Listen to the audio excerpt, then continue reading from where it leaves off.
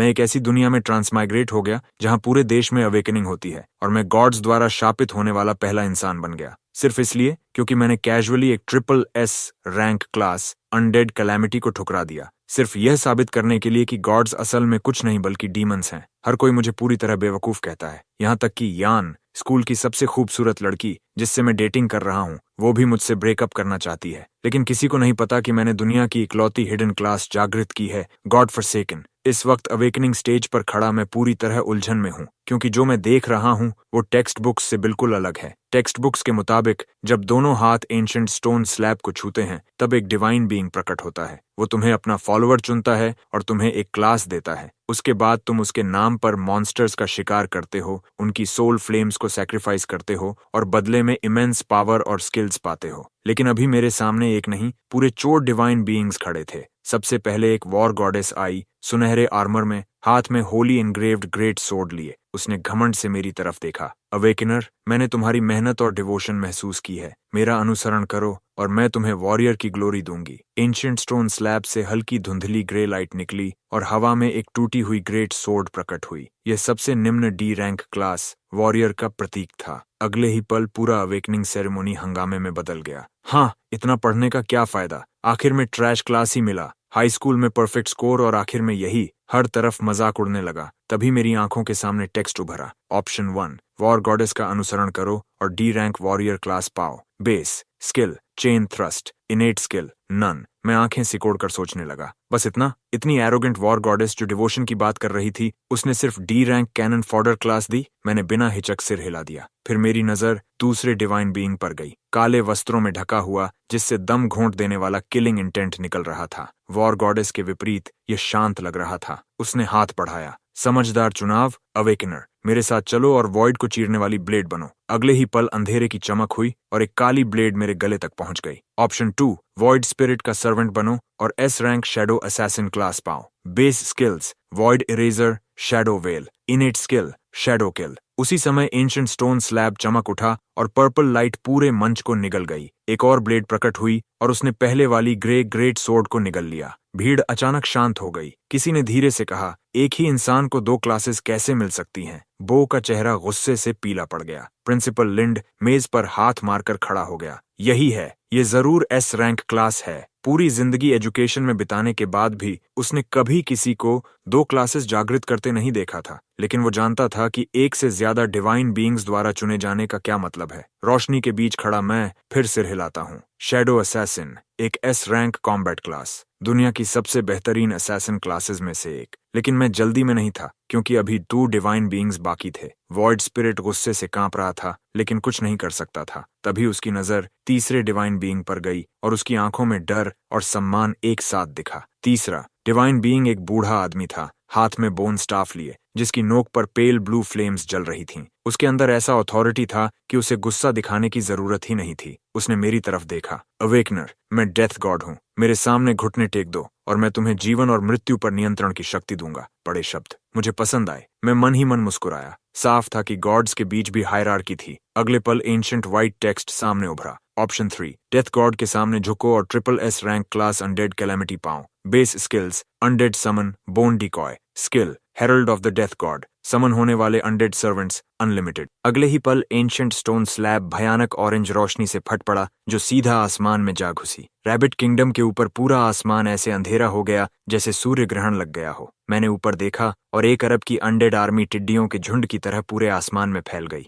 विशाल undead beasts, चमकते हुए undead Assassin's और स्केलेटल वॉर हॉर्सेस पर सवार अनडेड वॉरलॉर्ड्स। सामने बिल्कुल प्रलय जैसा दृश्य था, और ये सिर्फ शहर में नहीं हो रहा था। पूरा रैबिट किंगडम इस डरावने दृश्य को देख रहा था। पूरे देश में इमरजेंसी न्यूज ब्रॉडकास्ट चालू हो गए। रिपोर्टर लू ने कांपती आवाज में माइक्रोफोन पकड़ा। कृपया शांत रहें नागरिकों, पुष्टि हो चुकी है कि यह घटना हमारे देश के किसी अवेकनर के कारण हुई है। उसी समय एक गुप्त मिलिट्री बेस वुल्फ्स डेन के अंदर पारंपरिक पोशाक पहने सफेद बालों वाला एक बूढ़ा आदमी ठंडी नजरों से उस प्रलयकारी आसमान को देख रहा था। एल्डर चैन, शुक्र है आपने तेजी से कार्रवाई करके इस घटना को छिपा लिया, नहीं तो विदेशी देश अब तक जान चुके होते। आखिर चिन कौन है और ऐसी भयावह घटना किसने पैदा की? सफेद बालों वाले एल्डर ने हल्के से सिर हिलाया। मैं पहले ही जांच के लिए लोगों को भेज चुका हूँ। वो कोई भी हो, हम सबसे पहले उसे अपने संरक्षण में लेंगे। वापस अवेकनिंग सेरेमोनी में मीडिया पूरी तरह पागल हो चुका था। एक के बाद एक कैमरा ऊपर मंडराते काले बादलों पर फोकस कर रहे थे,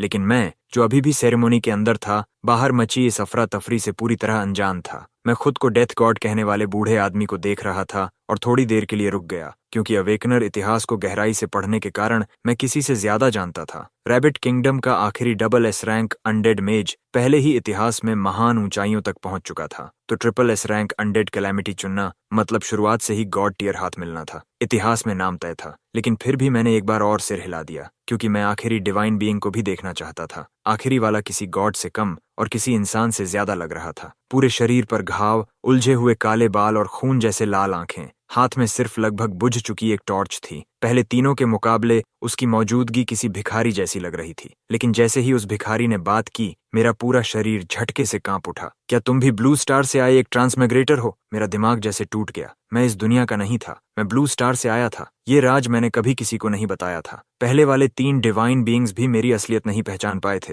लेकिन ये फटेहाल आदमी मुझे एक नजर में पहचान गया। मेरी आंखें चौड़ी हो गईं। क्या ये भी ब्लू स्टार का ट्रांसमिग्रेटर है? मैं कुछ पूछ पाता उससे पहले उसने जल्दी से कहा, किसी भी गॉड का अनुसरण मत करना। ये सब एक डिवाइन कॉन्स्पिरेसी है। हम सब सिर्फ उनकी बिसात के मोहरे हैं, बलि हैं। गॉड्स को मारा जा सकता है और हम खुद गॉड बन सकते हैं। उसके शब्द खत्म भी नहीं हुए थे कि उसका शरीर ऐसे घुलने लगा जैसे किसी अदृश्य ताकत ने उसे खत्म कर दिया हो। मेरा दिमाग सवालों से भर गया, लेकिन पूछने का समय नहीं था। तभी टेक्स्ट उभरा, ऑप्शन 4, गॉड्स का ब्लेसिंग। ठुकराओ और सभी डिवाइन बीइंग्स द्वारा त्यागा हुआ बनो। Class, god forsaken. Base, skill, none. Innate trait, fracture divinity. हालांकि टूटी हुई है, लेकिन फिर भी ऑफरिंग प्राप्त कर सकती है। गॉड फॉरसेकन किसी भी मारे गए मॉन्स्टर की सोल फ्लेम चढ़ाकर उसकी ट्रेट्स अपने लिए ले सकता है। जैसे ही यह ऑप्शन सामने आया, मैंने कुछ डरावना देखा। तीनों डिवाइन बीइंग्स के सिर के ऊपर गहरे लाल हेल्थ बार्स प्रकट हो गए। उनकी वैल्यूज ट्रिलियंस तक फैली हुई थीं। उसी पल मेरी पूरी दुनिया हिल गई। गॉड्स के भी हेल्थ बार्स हैं और इंसान गॉड बन सकते हैं। मेरे हाथ हल्के कांप उठे। उसी पल मुझे फ्रैक्चर डिविनिटी की असली कीमत समझ आई। आमतौर पर सिर्फ गॉड्स ऑफरिंग लेते हैं, अवेकनर मॉन्स्टर्स मारते हैं और उनकी सोल फ्लेम्स अपने गॉड को चढ़ाते हैं। बदले में उन्हें स्किल्स, एडवांसमेंट और रिवॉर्ड्स मिलते हैं। लेकिन फ्रैक्चर डिविनिटी भी एक डिविनिटी ही थी। इसका मतलब मैं गॉड्स के बराबर खड़ा था। मैं सीधे ऑफरिंग प्राप्त कर सकता था। हर मॉन्स्टर जिसे मैं मारूंगा, उसकी हर ट्रेट मेरी हो जाएगी। हाँ, शुरुआत में ये बिल्कुल खाली क्लास थी, लेकिन इसकी ग्रोथ पोटेंशियल असीम थी। शायद मैं खुद भी एक दिन सच्चा गॉड बन सकता था। अब इसकी तुलना उन पहले 3 गॉड्स की पेशकश से करो। घमंडी और कंजूस। एक मुझे ऐसे लुभा रहा था जैसे शिकारी अपने शिकार को फंसाता है, और दूसरा सीधे समर्पण मांग रहा था। Follower, servant, submission. एक भी शब्द ऐसा नहीं था जिसमें असली सम्मान हो। शायद इन गॉड्स के लिए इंसान सिर्फ कीड़े मकोड़े थे जिनसे खेला जा सकता था। मुख्य मंच के ऊपर रैबिट किंगडम की 4 बड़ी गिल्ड्स के मास्टर्स, लियोन, जेन, श्याओ और मंग, सभी प्रिंसिपल लिन के आसपास जमा हो गए थे, जिसे अपनी पूरी जिंदगी में कभी इतनी अहमियत नहीं मिली थी। वह खुशी से चमक रहा था, कान से कान तक मुस्कुरा रहा था। चिन हमारे स्कूल का सबसे महत्वपूर्ण छात्र है, हमारे सबसे बेहतरीन ग्रेजुएट्स में से एक। लेकिन वाक्य खत्म होने से पहले आसमान में मौजूद डरावनी अनडेड आर्मी गायब होने लगी। फिर एंशंट स्टोन स्लैब से एक और प्रकाश स्तंभ फूट पड़ा। चौथी क्लास। ब्लैक ईगल गिल्ड के मास्टर मंग ने सिर हिलाया। अविश्वसनीय, लेकिन इसे देखकर लगता है ज्यादा से ज्यादा सी रैंक होगा। सभी एंशंट स्टोन स्लैब की तरफ देखने लगे। जैसे चौथा लाइट पिलर आसमान में उठा, एक टूटा फूटा टॉर्च टोटम भी स्लैब से जुड़ गया। 4 अलग अलग रंगों के लाइट पिलर्स मेरे चारों तरफ घूम रहे थे, लेकिन हर कोई साफ देख सकता था कि ऑरेंज पिलर सबसे ज्यादा चमक रहा था। Triple S rank undead calamity साफ तौर पर सबसे अच्छा चुनाव था। प्रिंसिपल लिन ने चिंतित होकर कहा, चिन सही फैसला करेगा, है ना? ड्रिफ्टिंग क्लाउड गिल्ड की खूबसूरत और तेज शियाओ खुद को चिंतित होने से रोक नहीं सकी। निश्चिंत रहिए गिल्ड मास्टर्स, हमारे स्कूल का करियर गाइडेंस प्रोग्राम हमेशा। लेकिन प्रिंसिपल लिन की मुस्कान अचानक गायब हो गई, क्योंकि अवेकनिंग स्टेज पर खड़ा मैं आखिरकार अपना चुनाव कर चुका था। स्टोन स्लैब के ऊपर मौजूद चारों लाइट पिलर्स लगभग एक साथ गायब हो गए। अब सिर्फ एक टोटम बचा था, एक टॉर्च जिसकी लौ मुश्किल से जल रही थी। वह एक बार मेरे चारों ओर घूमी और फिर मेरी दोनों आंखों के बीच समा गई। पूरा स्थल पागल हो उठा। असंभव। प्रिंसिपल लिन का चेहरा जम गया। चारों गिल्ड मास्टर्स मंच पर स्तब्ध खड़े थे। हर किसी के चेहरे पर एक ही भाव था, अविश्वास। उसने अनडेड कैलामिटी को ठुकरा दिया। फीनिक्स फ्लेम गिल्ड के मास्टर लियोन ने सिर हिलाकर लंबी सांस छोड़ी। काश वह अवेकनिंग स्टेज पर उसकी जगह खड़ा होता। और अब प्रिंसिपल लिन, जो अभी कुछ पल पहले खुशी के शिखर पर था और अब पूरी तरह टूट चुका था, एक पागल बैल की तरह अवेकनिंग स्टेज की तरफ दौड़ा। चिन, अभी नीचे उतरो! वह पूरी ताकत से चिल्लाया। डायरेक्टर जांग, चिन का होमरूम टीचर कौन है? उसे सही करियर गाइडेंस क्यों नहीं दी गई? डायरेक्टर जांग तुरंत मिस टोंग पर टूट पड़ा। लेकिन प्रिंसिपल और डायरेक्टर दोनों की डांट के बावजूद मिस टोंग बिल्कुल परेशान नहीं दिख रही थी। उसे भरोसा था कि चिन के पास अपने कारण होंगे। वहीं दूसरी तरफ ये पूरा नाटक मीडिया को पूरी तरह पागल कर चुका था। लोग किसी को लेजेंड बनाना पसंद करते हैं और उससे भी ज्यादा उसे गिरते हुए देखना पसंद करते हैं। व्यूअर्स, सच कहूं तो मैंने इसकी उम्मीद नहीं की थी। ये स्कूल, जो खुद को जंघाई सिटी का नंबर 1 कहता है, बेसिक करियर गाइडेंस तक नहीं देता। हमारे देश ने अभी अभी एक SSS rank awakener undead calamity खो दिया है। इस नतीजे के लिए मैं मानता हूं कि इस स्कूल का हर शिक्षक जिम्मेदार है। अब तक चारों गिल्ड मास्टर्स सिर्फ सिर हिलाकर एक एक करके चुपचाप जाने लगे, लेकिन हर कोई दुखी नहीं था। बाओ और मिंग जैसे कुछ ग्रेजुएट्स खुशी से फूले नहीं समा रहे थे। कचरा हमेशा कचरा ही रहता है, मौका हाथ में आ जाए तो भी पकड़ नहीं सकता। बाओ ने आसमान की तरफ लंबी सांस छोड़ी। कुछ ही पल पहले उसे डर था कि पूरी जिंदगी चिन के साए में जीना पड़ेगा। अवेकनिंग स्टेज पर मैं अभी सब कुछ समझने की कोशिश ही कर रहा था कि अचानक चारों डिवाइन बीइंग्स और सारे दृश्य गायब होने लगे। अगले ही पल आसपास की दुनिया बदल गई और मैं एक पूरी तरह अनजान जगह पर पहुंच गया। तभी एक आवाज मेरे कानों में गूंजी। न्यू अवेकनर, तुम ट्रायल टावर में प्रवेश कर चुके हो। यह नए अवेकन्ड लोगों के लिए अंतिम असेसमेंट है। अपनी क्लास के साथ कितनी जल्दी तालमेल बैठाकर उसे उसकी अधिकतम क्षमता तक पहुंचा सकते हो, असली मायने वही रखता है। मैं तुरंत आसपास नजर दौड़ाता हूँ। मैं एक प्राचीन जंगल में खड़ा हूँ। ये ट्रायल टावर की पहली मंजिल होनी चाहिए। हर मंजिल अपने आप में एक अलग दुनिया होती है। केवल उस मंजिल के गार्डियन मॉन्स्टर्स को हराकर ही अगली मंजिल पर जाया जा सकता है। मैं अपना स्टेटस पैनल खोलता हूँ। हर स्टैट दयनीय रूप से कमजोर दिख रहा था, यहाँ तक कि मुझे भी मानना पड़ा। शुरुआती चारों स्टैट्स, वाइटैलिटी, स्ट्रेंथ, एजिलिटी और स्पिरिट, सभी केवल 5 पॉइंट्स पर टिके थे। हेल्थ, अटैक और डिफेंस तो डी रैंक क्लास से भी कम थे। एक भी शुरुआती स्किल नहीं। मेरे पास सिर्फ एक इनिशियल ट्रेट था, फ्रैक्चर्ड डिविनिटी। ठीक है, मैं आंखें सिकोड़कर उसका विवरण पढ़ता हूँ। फ्रैक्चर्ड डिविनिटी, उस व्यक्ति की डिविनिटी जिसे सभी गॉड्स ने त्याग दिया। हालांकि यह टूटी हुई है, फिर भी ऑफरिंग स्वीकार कर सकती है। सोल फ्लेम्स की ऑफरिंग धीरे धीरे इस फ्रैक्चर्ड डिविनिटी को पुनर्स्थापित करेगी। उम्मीद है मैंने गलत दांव नहीं लगाया। तभी जंगल के चारों ओर से सरसराहट सुनाई देने लगी। पहली मंजिल के गार्डियन मॉन्स्टर्स आ चुके थे। गॉब्लिन्स, झुके हुए, पतले हाथ पैर वाले इंसानी जीव। मैंने उन्हें तुरंत पहचान लिया। गॉब्लिन्स लगभग सबसे कमजोर मॉन्स्टर्स माने जाते हैं, लेकिन मेरी लगभग 0 जैसी स्टैट्स के साथ मैं थोड़ी भी लापरवाही नहीं कर सकता। मैं भाले को मजबूती से पकड़कर कुछ कदम पीछे हट गया। कुल 3 गॉब्लिन्स। अगर इन्होंने मुझे घेर लिया तो मेरी मौजूदा स्टैट्स के साथ मैं कुछ सेकंड में मर जाऊंगा। सामने वाला गॉब्लिन पहले ही अपनी आयरन सोर्ड लेकर मेरी ओर झपटा। मैंने दोनों हाथों से भाला पकड़ा और उसकी तलवार को सटीक तरीके से रोक दिया। उसका संतुलन बिगड़ते ही मैंने लोहे का भाला उसकी छाती में पूरी ताकत से घोंप दिया। गॉब्लिन चीखा और लड़खड़ाने लगा। मैं आगे बढ़ा, भाले को घुमाया और लगातार 2 और वार किए। उसका हेल्थ बार आधे से नीचे गिर गया। तभी बाकी 2 गॉब्लिन्स दोनों तरफ से मुझ पर टूट पड़े। पीछे हटने के बजाय मैं आगे झपटा और भाले को पहले गॉब्लिन के शरीर के आर पार कर दिया। उसकी बची हुई हेल्थ खत्म हो गई। वह धीरे धीरे जमीन पर गिर पड़ा। बाकी दोनों गॉब्लिन्स अपने साथी को मरते देख गुस्से से मेरी ओर झपटे। मैं पूरी तरह शांत रहा, अपने कदमों से लगातार बचता रहा और भाले से हर वार रोकता गया। वे मुझे एक भी चोट नहीं पहुंचा सके। लगभग 5 मिनट बाद आखिरी गॉब्लिन भी गिर पड़ा। उनके शरीरों से 3 सफेद रोशनियां निकलकर मेरी ओर बहने लगीं। इतना एक्सपीरियंस था कि मैं सीधे एक लेवल ऊपर पहुंच गया, लेकिन मेरी नजर गॉब्लिन की लाशों पर टिक गई। हर लाश से हल्की झिलमिलाती फ्लेम्स उठने लगीं। Soul flames. मॉन्स्टर को मारो और उसकी सोल फ्लेम पाओ। अगर पर्याप्त सोल फ्लेम्स अपने गॉड को ऑफरिंग करो तो उसकी फेवर मिलती है। नई स्किल्स, सेकंड एडवांसमेंट, यहाँ तक कि थर्ड एडवांसमेंट भी। Soul flame offering, goblin flames एक एक करके हवा में घुलने लगीं। Soul flame offering successful, trait acquired, savage bone, strength 10% बढ़ गई। मेरे अंदर उत्साह की लहर दौड़ गई। पूरे 100 स्ट्रेंथ पॉइंट्स। मेरा अटैक सीधा 135 पहुंच गया। तो ऑफरिंग मिलने का एहसास ऐसा होता है, और ये तो सिर्फ फ्रैक्चर्ड डिविनिटी है, इतनी ताकतवर। तो जिन गॉड्स के पास पूर्ण डिविनिटी है और जो हर दिन अरबों फॉलोअर्स की ऑफरिंग्स लेते हैं, उनकी ताकत कितनी भयावह होगी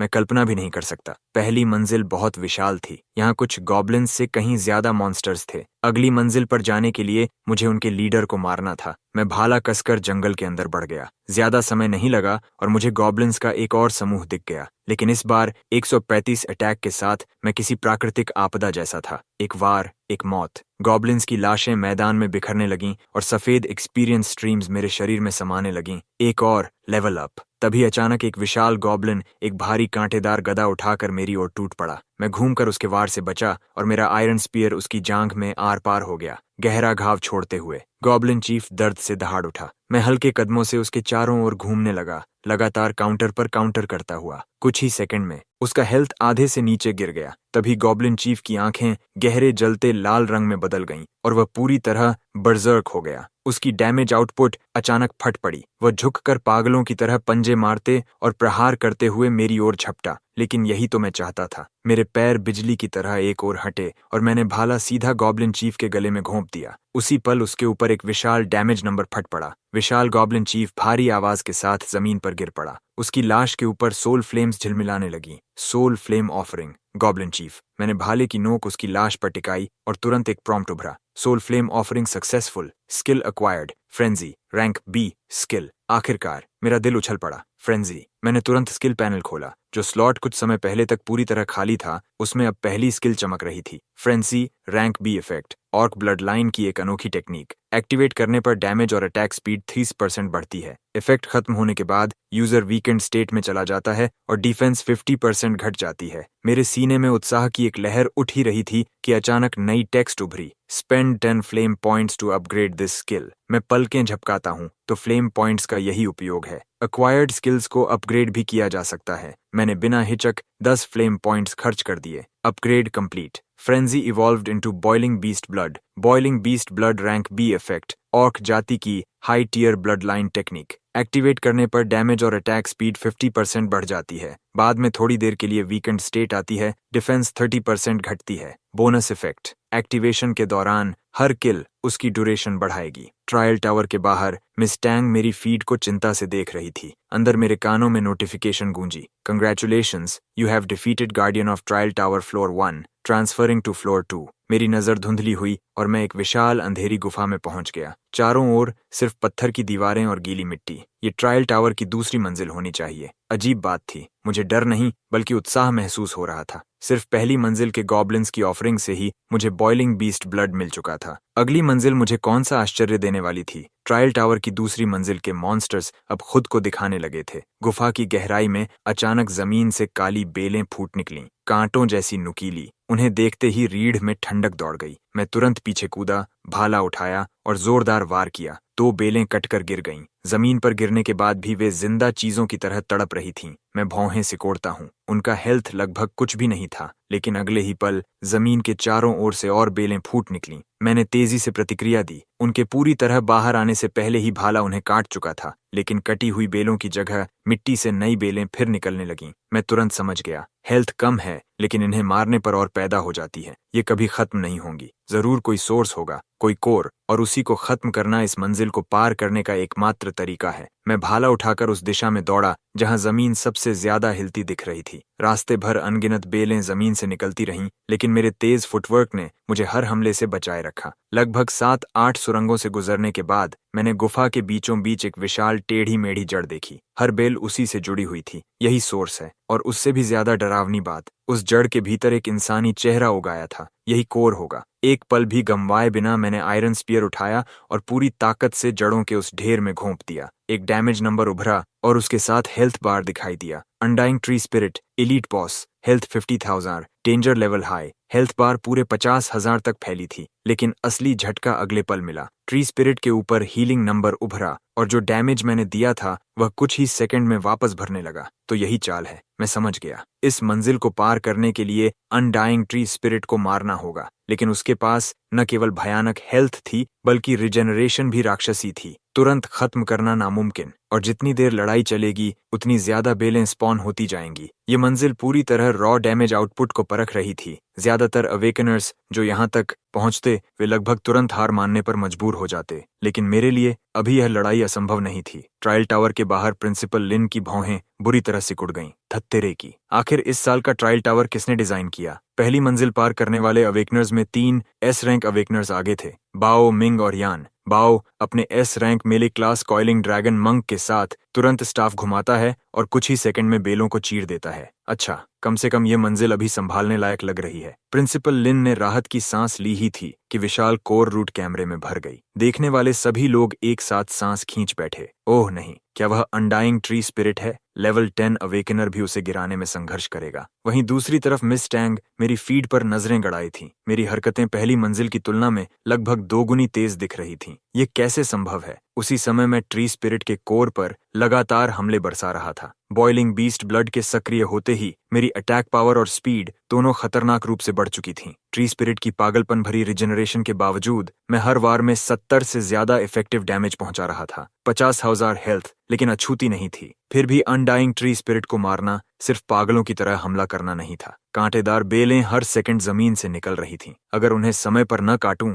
तो वे जमा होकर मुझे डुबो देतीं। लेकिन जैसे ही मेरा ध्यान उनसे निपटने में बंटता, कोर पर लगातार डैमेज टूट जाता। यही इस मंजिल के डिजाइनर का जाल था, लेकिन मेरे लिए ये बेलें एक अलग काम कर रही थीं। वे बॉइलिंग बीस्ट ब्लड को रिसेट करने के टारगेट्स थीं। मैं ट्री स्पिरिट के कोर पर लगातार वॉर करता रहा और हर बेल को उगते ही काटता गया। हर वाइन किल बॉइलिंग बीस्ट ब्लड की ड्यूरेशन को 10 सेकंड बढ़ा रही थी। एक परफेक्ट 10 सेकंड लूप। मैं उस रिदम में खुद को पूरी सटीकता से बांध चुका था। उस कठोर साइकिल के भीतर अनडाइंग ट्री स्पिरिट की 50,000 हेल्थ धीरे धीरे गिरती रही। 1 मिनट, 2 मिनट, 5 मिनट, लगातार इस स्तर का हमला और ध्यान देना मानो अनंत समय जैसा महसूस हो रहा था। आखिरकार भाले के आखिरी वार के साथ ट्री स्पिरिट की हेल्थ पूरी तरह खत्म हो गई। विशाल रूट सिस्टम एक साथ टूट गई और राख व धूल के तूफान में बदल गई। गुफा में फैली हर वाइन उसके साथ गायब हो गई। अनडाइंग ट्री स्पिरिट मेरे सामने बिखर गया। सफेद रोशनी की लहरें मेरे भीतर समा गईं। इस भयानक बॉस ने मुझे सीधे 3 पूरे लेवल्स ऊपर पहुंचा दिया।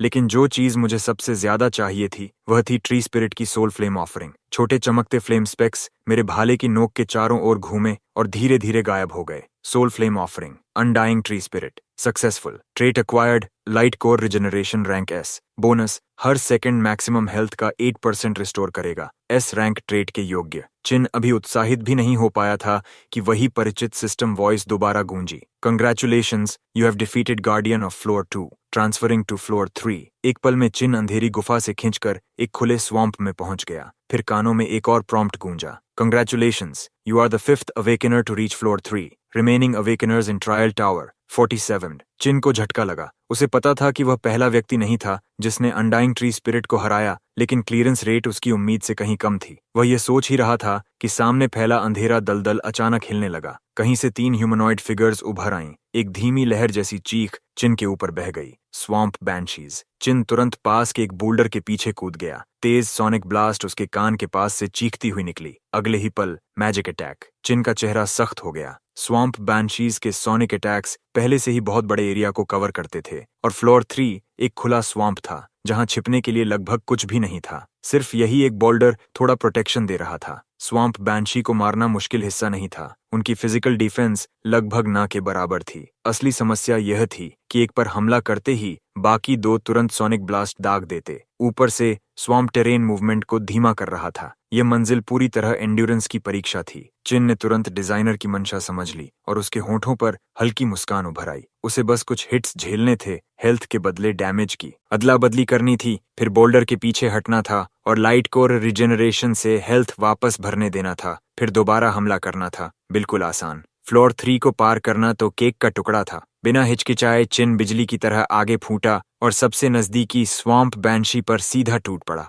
बैंशी के खूबसूरत चेहरे पर हैरानी जम गई और उसी पल भाला उसके शरीर में धंस गया। फिर चिन तुरंत पीछे हट गया। 1 सेकंड भी ज्यादा नहीं रुका। उसी समय बाकी दोनों बैंशीज के सोनिक ब्लास्ट्स दोनों तरफ से उसके सिर पर आ गिरे। उसकी नजरें डगमगा गईं। उसके शरीर से 2 डैमेज नंबर्स उभरे, लेकिन लेवल 8 पर पहुंच चुका चिन दोनों हमले झेल गया और उसके पास अब भी लगभग आधी हेल्थ बची थी और उस एक वार ने एक बैंशी की ज्यादातर हेल्थ मिटा दी थी। बोल्डर के पीछे लौटते ही लाइट कोर रिजेनरेशन सक्रिय हो गई। उसकी हेल्थ आंखों के सामने वापस बढ़ने लगी। अब उसे बस पूरी तरह रिकवर होने का इंतजार करना था, फिर वही दोहराना था। और इस तरह ट्रायल टावर की तीसरी मंजिल पर एक अजीब दृश्य दिखाई देने लगा। एक युवा हाथ में खुरदरा आयरन स्पीयर लिए जानबूझकर सोनिक ब्लास्ट्स खाता, आगे झपटकर स्वॉम्प बैंशी को भेदता और फिर भागकर बोल्डर के पीछे छिप जाता। 10 से ज्यादा मिनट बाद किन ने लंबी सांस छोड़ी और भाले का सहारा लिया। इन सस्ती चालों की वजह से उसने बिना एक बार मरे तीनों बैंशीज को खत्म कर दिया।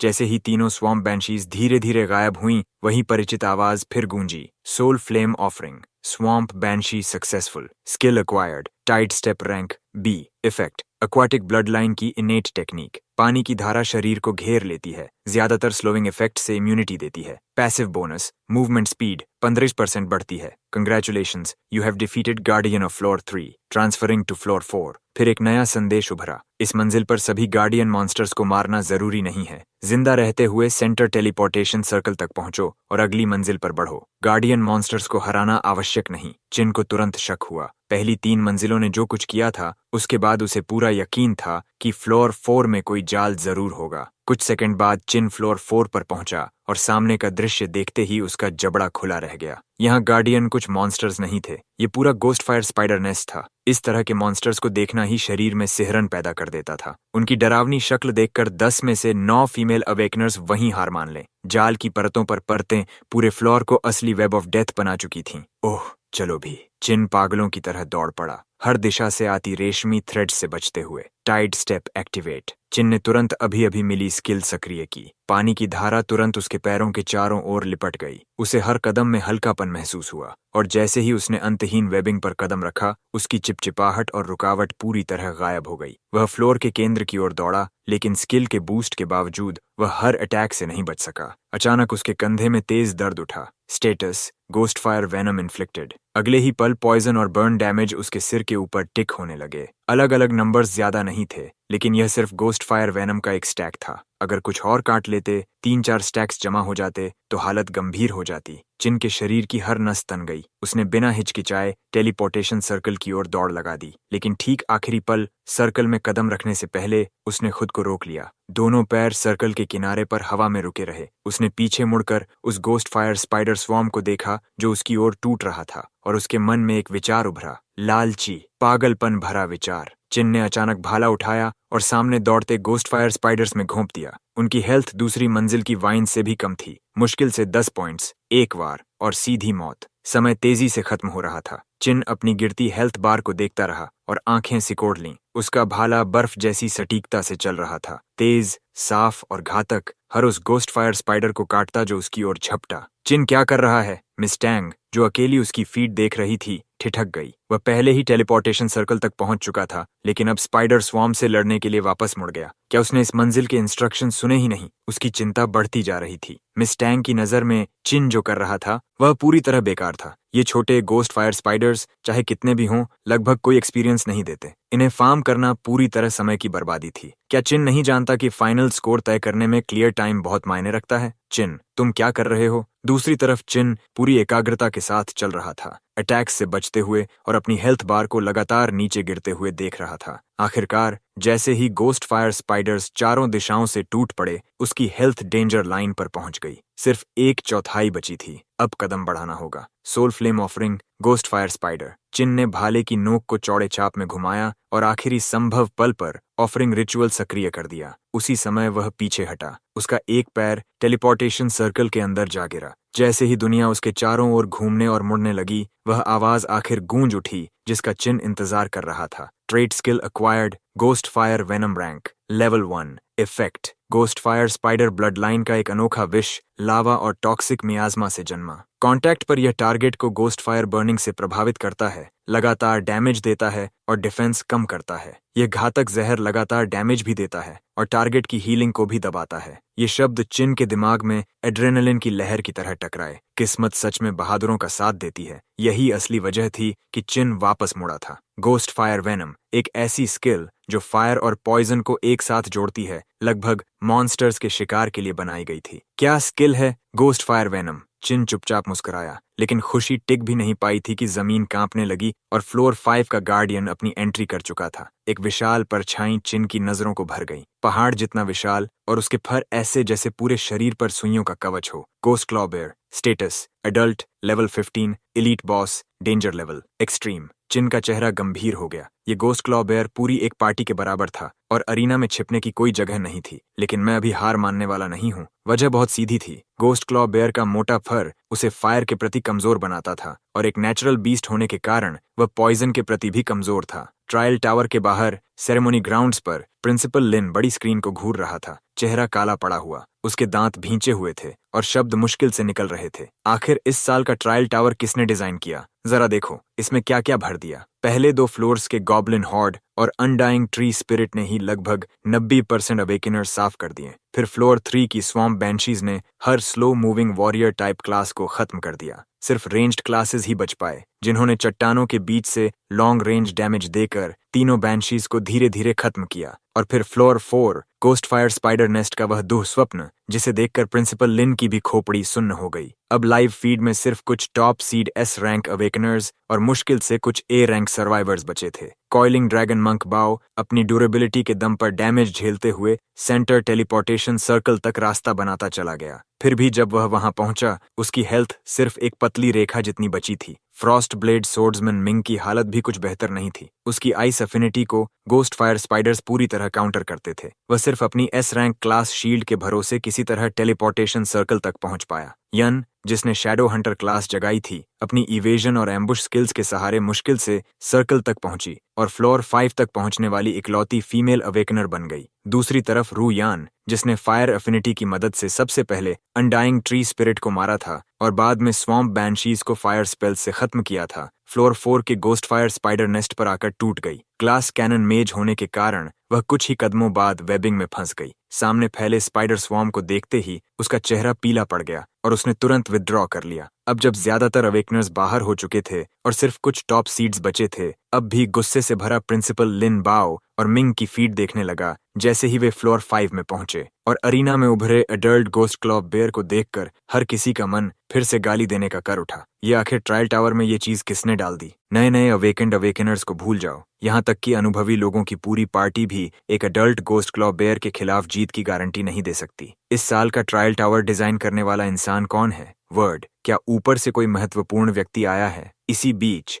शंघाई सिटी की एक गुप्त फैसिलिटी के अंदर ऑब्जर्वेशन रूम की हर दीवार पर हाई डेफिनेशन स्क्रीन्स लगी हुई हैं। मैं स्क्रीन पर लगभग पूरी तरह खत्म होने वाला दृश्य देखता हूँ। सैंड निराशा की एक धीमी सांस छोड़ती है। लगता है इस साल का ट्रायल टावर यहीं खत्म हो जाएगा। शंघाई सिटी का एक भी अवेकनर फ्लोर 5 को पार नहीं कर सकता। उसके बगल में डॉक्टर वांग ऐसे दिख रहे हैं जैसे वो रोने वाले हों। खैर, जाहिर है ट्रायल टावर में एडल्ट गोस्ट क्लॉ बेयर कौन रखता है? अभी अभी अवेकेंड हुआ एक एस रैंक अवेकनर भी गोस्ट क्लॉ बेयर के खिलाफ 1-on-1 नहीं जा सकता। एन बस अपने कान के पीछे बालों की एक लट करती है और ठंडे स्वर में कहती है, क्या ऐसा है? ये तो बस हमारी बेसिक स्क्रीनिंग रिक्वायरमेंट है। डॉक्टर वोंग चुप हो जाते हैं। एन लापरवाही से अपनी पेन के सिरे को चबाती है। उसकी आवाज सपाट रहती है। अफसोस की बात है कि इस साल के अवेकनर्स फ्लोर 5 भी क्लियर नहीं कर सकते। हिडन फ्लोर को भूल जाओ। मैंने उस एक के लिए ट्रैप लगाने में इतनी मेहनत की थी और लगता है वो सब बेकार गया। ट्रायल टावर के अंदर फ्लोर 5 पर चिन गोस्ट क्लॉ बेयर की कच्ची, दबा देने वाली मौजूदगी महसूस करता है। वो बिना सोचे समझे आगे नहीं बढ़ता।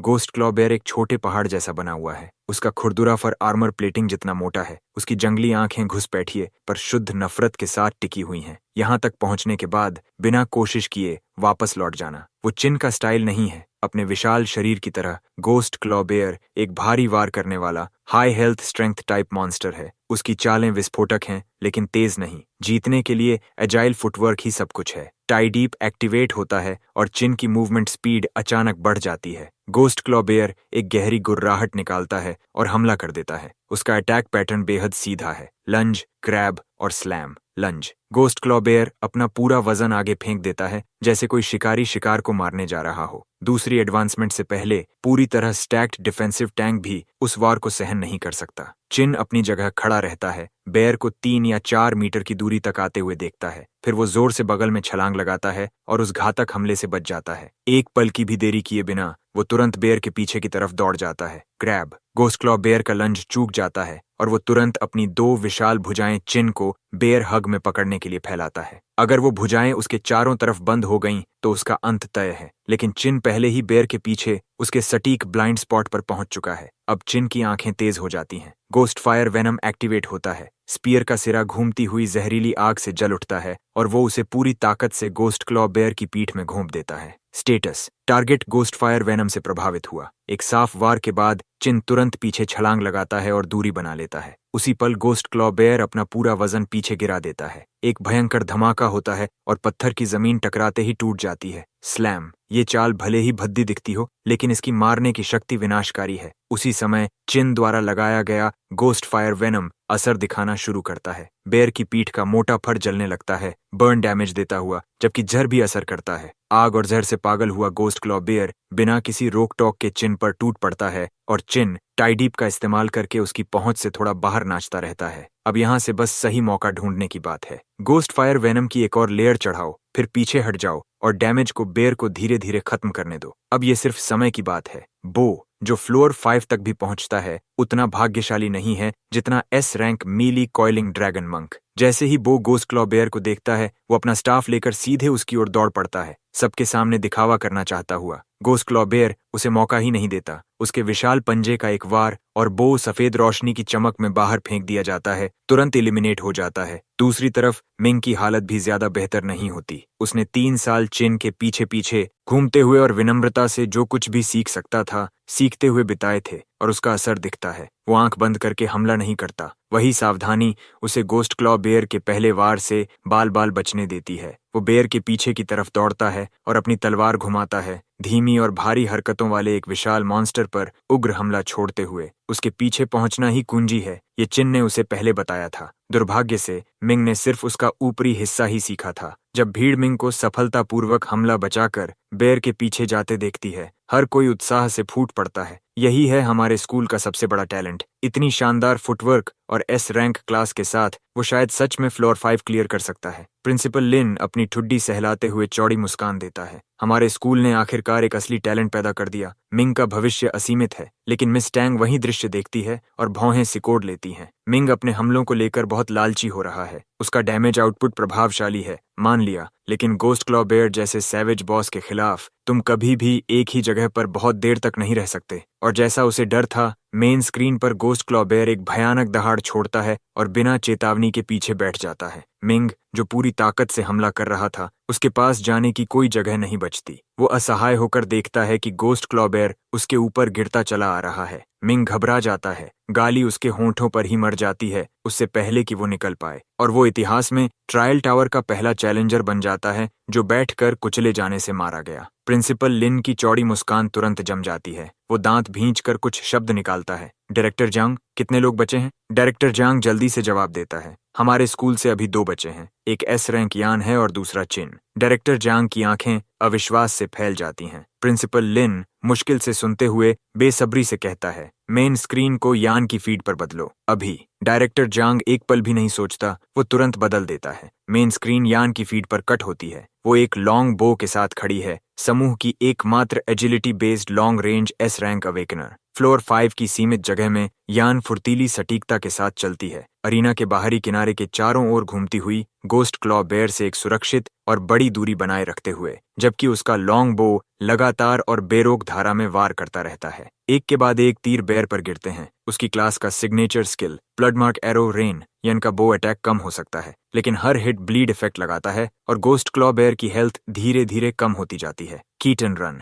ये कीटन रन है। इनका डिस्टेंस कंट्रोल बिल्कुल फ्लॉलेस है। भीड़ से प्रशंसा की एक लहर फूट पड़ती है। हाँ यन, यही बिल्कुल सही है। प्रिंसिपल लिन इस बार सावधान रहता है कि ज्यादा कुछ न कहे। वो लाल चेहरे के साथ तालियां बजाने में सबसे आगे रहता है। भीड़ की हर नजर यन की फीड पर टिकी हुई है। यहाँ तक कि मिस टोंग भी यन की फुटवर्क देखने में खिंच जाती है। इस रफ्तार से जब तक कुछ गलत नहीं होता, वो शायद सच में गोस्ट क्लॉ बेयर को धीरे धीरे खत्म कर सकती है। फिर मिस टोंग नीचे चिन के पैरों की तरफ नजर डालती है और उसकी आंखें फैल जाती हैं। चिन पूरी फ्लूइडिटी के साथ चल रहा है, हर वार सटीक और साफ। तुलना में गोस्ट क्लॉ बेयर, जो अब पूरी तरह क्रोधित हो चुका है, किसी क्लाउन जैसा लग रहा है और उसे छू तक नहीं पा रहा। लेकिन जो चीज सच में मिस टैंग को चौंका देती है, गोस्ट क्लॉ बेयर की हेल्थ बार वो लगभग खत्म हो चुकी है। ये कैसे संभव है? ये कैसा डैमेज है? चाहे मिस टैंग कितना भी सोच ले, वो समझ नहीं पाती कि एक ब्लैंक स्लेट क्लास इतने कम समय में इतना आउटपुट कैसे दे रही है। स्कूल प्लाजा की मेन स्क्रीन पर सिर्फ यन ही दिखाई दे रही है। उस खुले अरीना में पूरी तरह ब्लड मार्क एरो रेन पर निर्भर रहते हुए यन ही एकमात्र इंसान है जो गोस्ट क्लॉ बेयर को लगातार डैमेज दे पा रही है। उसकी हेल्थ को आधे से थोड़ा नीचे तक घिस चुकी है। यन सच में हमारे स्कूल का गर्व है। मुझे लगता है वो सच में फ्लोर 5 क्लियर करके टॉप स्कोर ले सकती है। उम्मीद की चिंगारी प्रिंसिपल लिन की आंखों में फिर से जल उठती है। लेकिन तभी स्क्रीन पर कुछ गलत हो जाता है। गोस्ट क्लॉ बेयर के शरीर की तरफ निशाना लगाया गया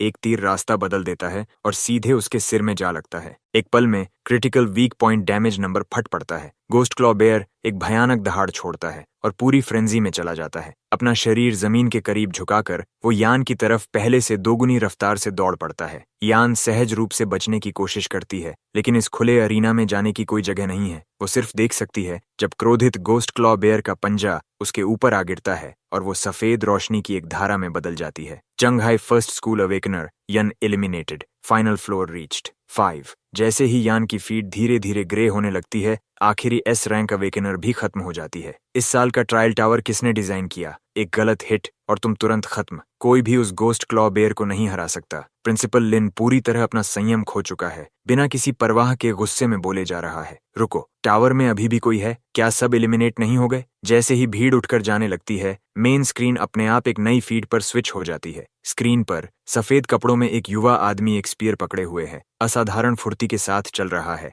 हमेशा गोस्ट क्लॉ बेयर के ब्लाइंड स्पॉट में बिल्कुल सही जगह पर मौजूद, जबकि बेयर की हेल्थ बार आधे से कम पर है और लगातार गिर रही है। वो कौन है? क्या फर्स्ट हाई ने इस बार सिर्फ 3 एस रैंक अवेकनर्स नहीं दिए थे? ये कैसे संभव है? भीड़ अविश्वास से घूरती रहती है, लेकिन कुछ नए अवेकनर्स उसे पहचान चुके हैं। रुको, ये वो कैसे हो सकता है? तभी मिंग की आवाज भीड़ के बीच गूंजती है। उसने जरूर चीटिंग की है। ब्लैंक स्लेट क्लास वाला इंसान अनडाइंग ट्री स्पिरिट से आगे कैसे जा सकता है? मिंग की बात सबके दिल पर लगती है। उन सब ने ट्रायल टावर पार किया है। हर फ्लोर क्रूर और निर्दयी है। उसने चीटिंग की, उसे चीटिंग करनी ही पड़ी होगी। प्रिंसिपल को उसे सजा देनी चाहिए। लेकिन आरोपों के बीच भी गोस्ट क्लॉ बेयर की एचपी बार लगातार गिरती रहती है, टिक बाय टिक। अचानक मिंग इशारा करता है, देखो, वो एचपी बार अटैक से नीचे नहीं जा रही। उसने जरूर चीटिंग की है। मिंग की बातों से गुस्से की लहर दौड़ जाती है। लोग खड़े हो जाते हैं और पूरी भीड़ एक साथ गरजती है, चीटर, क्योंकि अंदर से वो ये स्वीकार ही नहीं कर पा रहे कि ब्लैंक स्लेट क्लास वाला कोई इंसान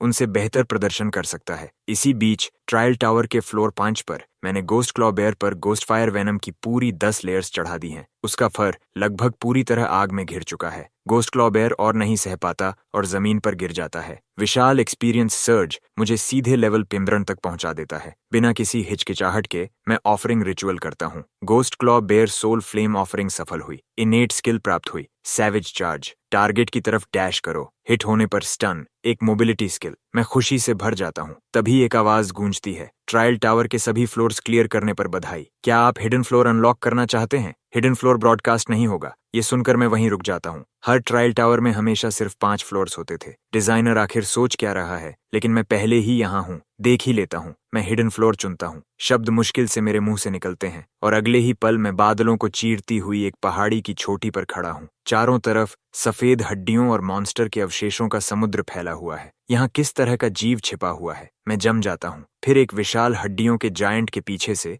एक जोड़ी बड़ी आंखें मुझे उत्सुकता से देखती हैं, लेकिन उन आंखों की पुतलियां सुनहरी और चीरे जैसी हैं और हड्डियों के पीछे से पंखों की एक जोड़ी दिखाई देती है, छोटे, युवा, लेकिन गर्व से भरे हुए। मैं मुश्किल से निगलता हूँ, हे भगवान, यहाँ ड्रैगन हैचलिंग किसने डाल दिया? ड्रैगन किन, सभी मॉन्स्टर्स में सबसे भयावह प्रजातियों में से एक। फूड चेन के सबसे ऊपर जन्म लेने वाले, यहाँ तक कि सबसे कमजोर ड्रैगन हैचलिंग भी गोल्ड रैंक बॉस जितनी ताकत रखता है। लगता है मेरी यात्रा यहीं तक थी। मैं आधे हार मानते हुए बुदबुदाता हूँ। इस साल ट्रायल टावर किसने डिजाइन किया ये अब मायने नहीं रखता। मुझे अच्छी तरह पता है कि मेरे सामने क्या है। ये मासूम दिखने वाला हैचलिंग ऐसी चीज है जिसे मेरा हथियार खरोंच तक नहीं सकता। उसकी एक सांस और मैं राख बन जाऊंगा। मैं अपना साधारण आयरन स्पीयर नीचे रख देता हूँ और उसकी तरफ चलने लगता हूँ। अगर वो एक सांस में मुझे एलिमिनेट कर भी दे तो ठीक है, लेकिन मेरी हैरानी की बात यह है कि युवा ड्रैगन बिल्कुल भी आक्रामकता नहीं दिखाता। वो बस अपनी बड़ी जिज्ञासु आंखों से मुझे ध्यान से देखता रहता है। मैं उसके बिल्कुल पास तक चला जाता हूँ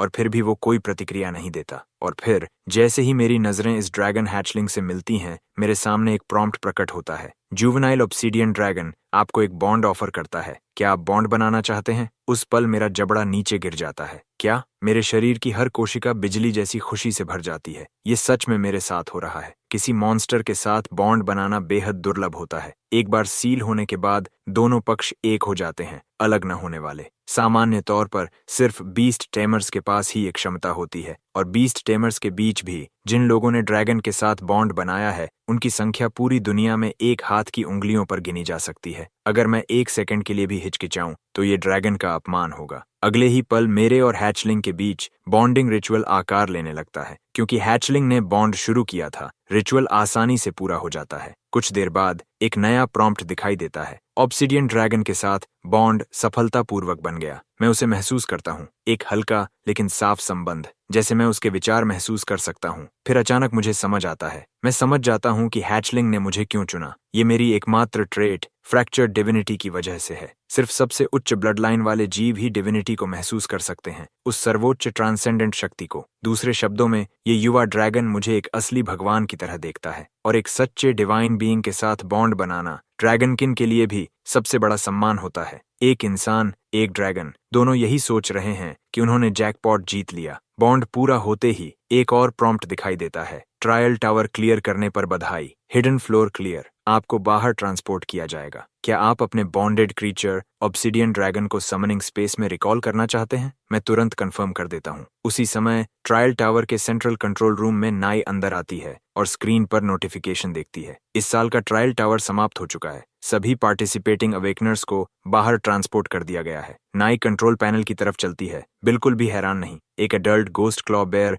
ऐसी चीज कभी नहीं था जिसे कोई नया अवेकेंड अवेकनर संभाल सके। हिडन फ्लोर, जिसे बनाने में उसने इतनी मेहनत की थी, वहां तक कोई पहुंचने वाला ही नहीं था। जुवेनाइल ऑब्सिडियन ड्रैगन को रिसर्च इंस्टीट्यूट के साथ एक जॉइंट ऑपरेशन में पकड़ा गया था, और क्योंकि रिसर्च फंडिंग अभी अप्रूव नहीं हुई थी, उसने उसे हिडन फ्लोर में रख दिया था। एक जुवेनाइल ड्रैगन, फिर भी ऐसी चीज जो किसी भी नए अवेकनर की क्षमता से बाहर थी। कम से कम वो ऐसा ही सोचती थी। लेकिन जैसे ही नाई हैचलिंग को टावर से वापस लाने के लिए टेलीपोर्टेशन सर्कल चलाती है, वो जम जाती है। रुको, मेरा ड्रैगन कहाँ है? मेरा ड्रैगन कहाँ है? नाई घबरा जाती है। वो तुरंत ट्रायल टावर की हिडन 6th फ्लोर फुटेज निकालती है। उसकी हथेलियों में पसीना आने लगता है। वो सर्वेलेंस लॉग खोलती है। अच्छी खबर, सिर्फ एक एंट्री है। पूरे जंघाई सिटी ट्रायल टावर में सिर्फ एक इंसान ने 5th फ्लोर के गोस्ट क्लॉ बेयर को हराया और हिडन फ्लोर तक पहुंचा। किसी ने सच में 5th फ्लोर का गोस्ट क्लॉ बेयर मार दिया। नाई की आंखें सिकुड़ जाती हैं, लेकिन जब वो रिकॉर्डिंग में आगे का दृश्य देखती है तो तुरंत खड़ी हो जाती है। ये आखिर क्या है?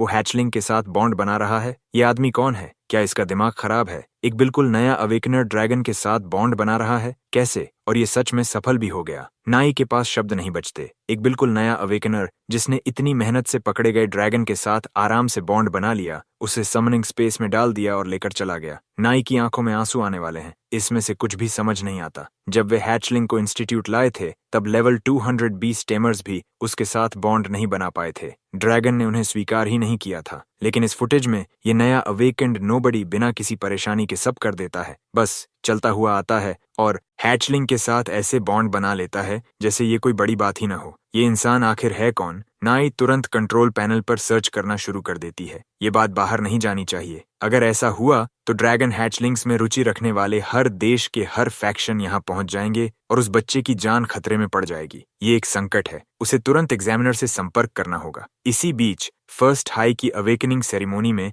मेरे क्लियर होने की घोषणा सार्वजनिक हो जाती है और उसके साथ अविश्वास और गुस्से का तूफान उठ खड़ा होता है। इन्वेस्टिगेशन की मांगें उठने लगती हैं और चीटर को सजा देने की आवाजें गूंजती हैं। ट्रैश क्लास को इस साल का ट्रायल टावर बर्बाद मत करने दो। इसी बीच एग्जामिनर यांग भी एक असंभव स्थिति में फंस जाता है। उसने खुद पूरी अवेकनिंग सेरेमनी और ट्रायल टावर की निगरानी की थी, यहाँ तक कि वो खुद भी इस बात पर विश्वास नहीं कर पा रहा कि ब्लैंक स्लेट क्लास वाला कोई इंसान ट्रायल टावर का 5th फ्लोर क्लियर कर सकता है। लेकिन टावर ने आज तक कभी गलती नहीं की। फिर अचानक बिना किसी वार्निंग के उसका कम्युनिकेटर बज उठता है। क्या ये फर्स्ट हाई के एग्जामिनर हैं? मैं इस ट्रायल टावर की डिजाइनर हूँ। एग्जामिनर यांग तुरंत सीधा खड़ा हो जाता है। रैंक और अथॉरिटी दोनों में नाई उससे बहुत ऊपर थी। उसकी आवाज में बहस की कोई जगह नहीं थी। मैं आदेश देती हूँ, इसे तुरंत लॉकडाउन कर दो। किसी को पता नहीं चलना चाहिए कि कोई हिडन फ्लोर तक पहुंचा था। इस ट्रायल टावर में सिर्फ 5 फ्लोर्स हैं, 5 फ्लोर्स और बस, कोई हिडन फ्लोर नहीं। क्लियर? यांग जल्दी से सिर हिलाता है और अचानक उसे कुछ समझ आता है। उसने ये पहले भी पुराने ट्रायल टावर्स में देखा था,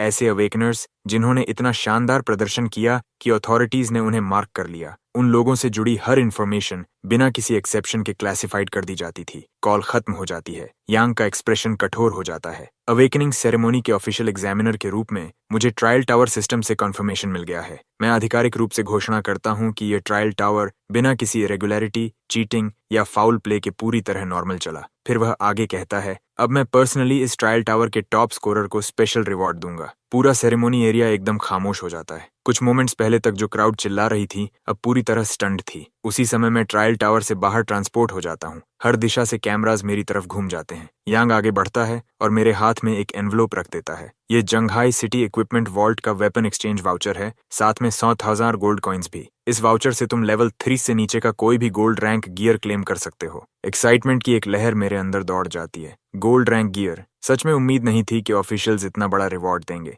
लेकिन मैं अभी एक्साइटमेंट में था कि मिंग मेरी तरफ घूरता है। हाथ में पकड़े वाउचर को देखकर उसकी आंखों में मुश्किल से छिपा गुस्सा दिखाई देता है। ऐसे इंसान को गोल्ड रैंक गियर क्यों? पूरी बर्बादी है। क्राउड तुरंत मिंग का साथ देने लगती है। तो क्या हुआ अगर ये फर्स्ट आया? ये गार्बेज क्लास असली कम्बैट में जाते ही टूट जाएगी। ऑफिशियल्स ऐसे आदमी पर गोल्ड रैंक वाउचर फेंक रहे हैं। ये तो पर्ल्स को स्वाइन के सामने फेंकने जैसा है। ताने और शक लगातार बढ़ते जाते हैं। मैं बस हल्का हंसता हूँ, सिर हिलाता हूँ और क्राउड छोड़कर चला जाता हूँ। लेकिन जैसे ही अपने छोटे से अपार्टमेंट में कदम रखता हूँ, अचानक दिमाग में अर्जेंसी की लहर दौड़ जाती है। बुरा हुआ, हैचलिंग समन स्पेस से बाहर आने वाला था और मैंने अभी रिलीज करने की परमिशन भी नहीं दी थी। अगले ही पल अपार्टमेंट के अंदर एक चमकता हुआ समनिंग सर्कल फट पड़ता है। ये छोटा सा खुद ही बाहर निकल आया। ऑब्सीडियन ड्रैगन हैचलिंग अपनी स्लिट आइज से पूरे कमरे को क्यूरियोसिटी से देखने लगता है। अभी इसकी लंबाई लगभग 1 मीटर थी, लेकिन फिर भी अपार्टमेंट छोटा लगने लगा था। मैं माथे पर हाथ रख लेता हूँ। ड्रैगन पालना साफ तौर पर बहुत एक्सपेंसिव होने वाला था, लेकिन हैचलिंग को छोटे स्पेस से कोई परेशानी नहीं थी। उल्टा वह क्यूरियोसिटी के साथ अपार्टमेंट के हर कोने को सूंघने लगता है। एक बार विंग्स फड़फड़ाता है, काउच पर कूदता है और आराम से खुद को कॉइल करके लेट जाता है। अजीब बात थी, लेकिन मैं थोड़ा इमोशनल हो जाता हूँ। एक ड्रैगन जो वेल्थ देखकर जज नहीं करता। मैं राहत की सांस भी नहीं ले पाया था कि हैचलिंग अपनी आंखें मुझ पर टिकाता है और 2 छोटे बेचारे जैसे क्राइज निकालता है। उसे भूख लगी थी। मैं तुरंत फ्रिज खोलता हूँ और सब कुछ खंगालने लगता हूँ। शुक्र था कुछ फ्रोजन मीट बचा हुआ था। मैं छोटे किचन में जल्दी जल्दी काम करने लगता हूँ। हैचलिंग फ्रिज के ऊपर बैठकर मॉडल स्टूडेंट की तरह मुझे देख रहा था, लेकिन जैसे ही मैं फ्रेशली कुक्ड मीट प्लेट में रखने जाता हूँ, वह उसे झपट लेता है और पूरा का पूरा निगल जाता है। इसकी एपिटाइट बिल्कुल अब्सर्ड थी। जो खाना कम से कम 2 वीक्स चलना था, वह एक ही मील में खत्म हो गया। मैं मजबूरी में सिर हिलाता हूँ। ड्रैगन पालना सच में वॉलेट खाली कर देगा, लेकिन पेट भरने के बाद ये छोटा सरप्राइजिंगली वेल बिहेव्ड हो जाता है। काउच पर कॉइल होकर लगभग तुरंत सो जाता है। मैं मौका देखकर उसके स्टैट्स चेक करता हूँ और जो देखता हूँ उससे मैं वहीं जम जाता हूँ। ये हैचलिंग सिर्फ लेवल 5 था, लेकिन इसके पास पूरे 30,000 HP थे और 2 इन्नेट स्किल्स भी। ड्रैगनकिन स्किल अकेले ही S रैंक थी और दूसरी ऑब्सीडियन स्किल सीधे डबल S रैंक। लगभग सभी एलिमेंटल डैमेज और स्टेटस इफेक्ट्स के खिलाफ इम्यूनिटी। इसके अटैक और डिफेंस स्टैट्स तो मेरे मुकाबले पूरी तरह अलग लेवल पर थे। अब समझ आया कि ड्रैगन टाइप मॉन्स्टर्स हैचलिंग होने पर भी गोल्ड रैंक बॉसेस की बराबरी क्यों करते हैं। अगर इनमें से कोई फुल मैच्योरिटी तक पहुंच गया तो वह चलता फिरता नेचुरल डिजास्टर बन जाएगा। सिर्फ अपनी अब्सर्ड डिफेंस और HP के दम पर भी यह जुवेनाइल ऑब्सिडियन ड्रैगन इस पूरे बैच के हर नए अवेकनर से आगे था। और यह तो ड्रैगन ब्रेथ की बात शुरू होने से पहले की बात थी। अगर ये छोटा मेरे साथ है तो क्या मेरे पास बेसिकली एक अनकिलेबल लिविंग टैंक नहीं है? ये सोचते ही मेरी उंगलियां बेचैन होने लगती हैं। आखिर मैंने इसके साथ बॉन्ड किया था। इसका मतलब मैं इसका पार्टनर हूँ। हे, इधर आओ। मैं थॉट भेजता हूँ। सोया हुआ हैचलिंग एक आंख खोलता है मुझे पूरी बेपरवाही से देखता है, फिर दोबारा आंख बंद कर लेता है जैसे उसने कुछ सुना ही नहीं, और फिर आराम से वापस सो जाता है। मैं पूरी तरह टूट जाता हूँ। मैसेज उसे मिला था, बस जवाब देना जरूरी नहीं समझा। क्या मैं कुछ गलत कर रहा हूँ? मैं उठकर डेस्क पर रखा टर्मिनल खोलता हूँ, फर्स्ट हाई डेटाबेस में लॉगिन करता हूँ और 20 टेमर फंडामेंटल सर्च करने लगता हूँ। उसी समय जंघाई सिटी के सेंट्रल कंट्रोल रूम में नाई की पतली उंगलियां भी उसके टर्मिनल पर तेजी से चल रही थीं। ज्यादा समय नहीं लगता, वह मेरी पूरी प्रोफाइल निकाल लेती है। एन पीछे झुकती है, दोनों हाथ सिर के पीछे स्ट्रेच करती है। ब्लैंक स्लेट क्लास, और फिर भी किसी तरह ड्रैगन के साथ बॉन्ड कर लिया। अगली सुबह मैं वाउचर हाथ में लेकर सीधा जंघाई इक्विपमेंट वॉल्ट पहुंच जाता हूं। एंट्रेंस पर सिक्योरिटी मेरे क्रेडेंशियल्स चेक करती है और मैं अंदर चला जाता हूं। वॉल्ट में रोज के बाद रोज गियर से भरी हुई थीं, लेवल और क्लास के हिसाब से व्यवस्थित। लेकिन मैं यहां उसके लिए नहीं आया था। मुझे ऑफ हैंड वेपन चाहिए था, एक वॉर शील्ड। सिर्फ काइटिंग ज्यादा दूर तक नहीं ले जा सकती। तुम्हें ऐसी चीज चाहिए जो ब्लॉक भी करे और जवाब भी दे सके। मैं शील्ड सेक्शन की तरफ बढ़ता हूँ, जहां हर आकार और साइज की शील्ड्स शेल्फ्स पर रखी थीं, एक के बाद एक रोज। मेरी नजर वॉर शील्ड्स पर घूम रही थी कि अचानक एक नाम पर रुक जाती है, टाइगर फैंग वॉर शील्ड। मैं आगे बढ़कर उसके स्टैट्स चेक करता हूँ। तुरंत इन्फॉर्मेशन सामने आ जाती है, strong block effect, damage reduction, bonus trait, counter on block. Successful block होने पर काउंटर अटैक डैमेज 30% बढ़ जाता है। पूरी तरह गोल्ड रैंक आइटम। ये शील्ड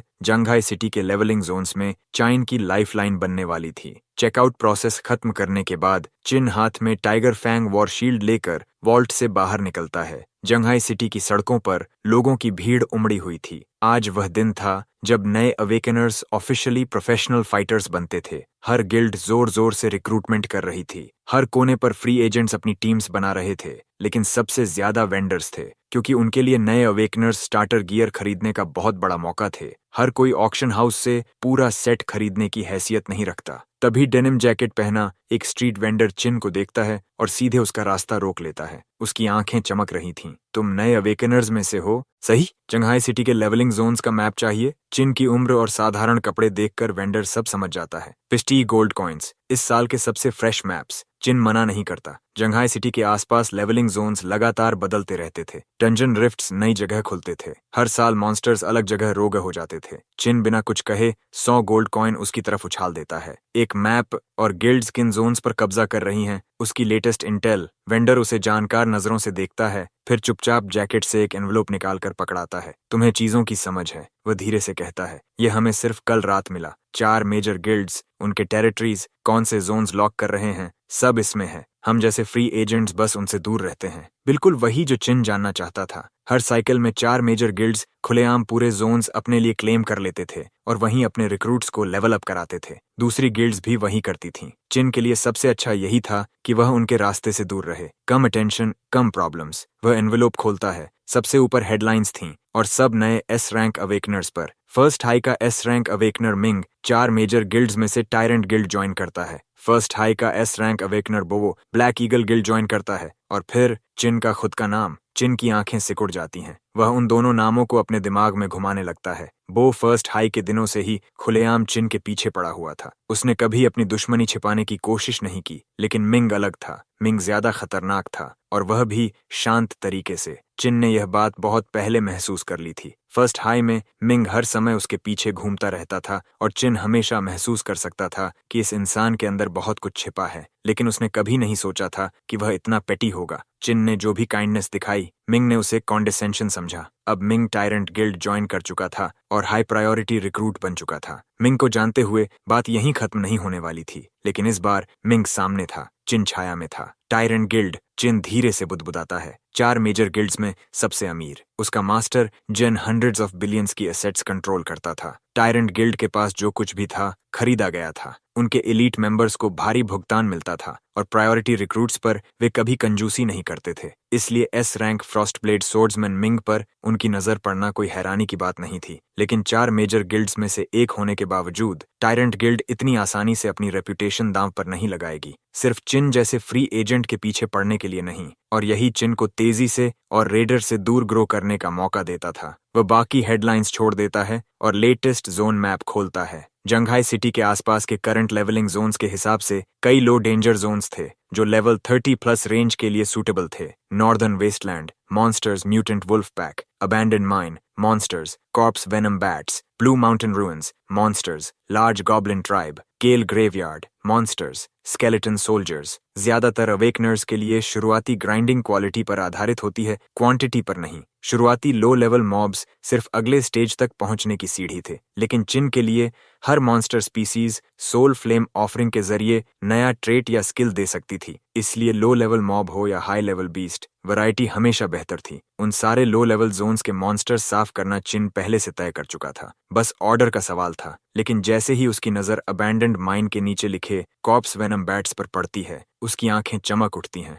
ट्रायल टावर में उसे गोस्ट फायर वेनम की असली ताकत का स्वाद मिल चुका था। उसी दिन से वेनम स्टैकिंग बिल्ड उसके दिमाग में घूम रही थी, और अगर वह ऊपर से नए वेनम टाइप्स भी स्टैक कर पाया तो खासकर बॉस टियर मॉन्स्टर्स के खिलाफ वह गेम चेंजर बन जाएगा। ऊपर से अबैंडन्ड माइन भी उसके लिए परफेक्ट थी। अंडरग्राउंड जगह, मेज जैसे टनल्स, बहुत कम अवेकनर्स यहाँ आना पसंद करते थे। बिल्कुल सही, रेडार से दूर रहने के लिए। समय बर्बाद करने का मौका नहीं था। चिन सड़क के एक पोशन शॉप में जाता है और अच्छी खासी गोल्ड खर्च करके 2 सेट्स एचपी पोशंस और एंटीडोट्स का एक सेट खरीदता है। पूरी तैयारी के बाद वह अबैंडन्ड माइन की तरफ निकल पड़ता है। सबसे नजदीकी रास्ता था हाई सिटी का नॉर्थ गेट। मॉन्स्टर अटैक्स से बचाने के लिए पूरी सिटी रीइंफोर्स्ड बैरियर वॉल्स और डिफेंसिव फॉर्मेशन से घिरी हुई थी। सिर्फ 4 गेट्स थे, नॉर्थ, साउथ, ईस्ट और वेस्ट। हर गेट पर ऑफिशियल फोर्सेस की भारी सिक्योरिटी थी। अंदर या बाहर जाने वाले हर अवेकनर का रिकॉर्ड रखा जाता था। सुनने में आता था कि यह सिर्फ मॉन्स्टर्स के लिए नहीं, दूसरे देशों के एनिमी अवेकनर्स को रोकने के लिए भी था। सारे चेक पॉइंट्स क्लियर करने के बाद चिन पहली बार ऑफिशियली एक प्रोफेशनल अवेकनर के रूप में सिटी के बाहर कदम रखता है। उसके सामने एक एंडलेस विल्डरनेस फैली हुई थी। जो कभी इंसानी सिविलाइजेशन थी,